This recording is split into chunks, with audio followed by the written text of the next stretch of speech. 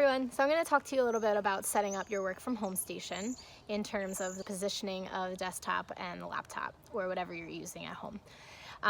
So you want to try to make sure that this is at a good, comfortable position so you don't have to strain your eyes, so you're not leaning forward or putting your neck in a poor position or an uncomfortable position that'll make you more at risk for some injury down the line.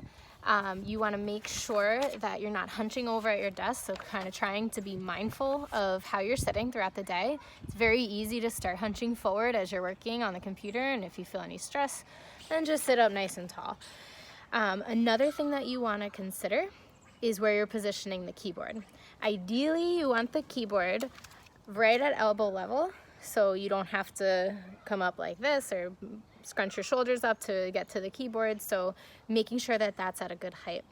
Something to keep in mind if you're able to get access to a wireless keyboard, that would be great, because then you'd have the freedom to position it wherever is the most comfortable, and try to make sure your elbows are at a good position.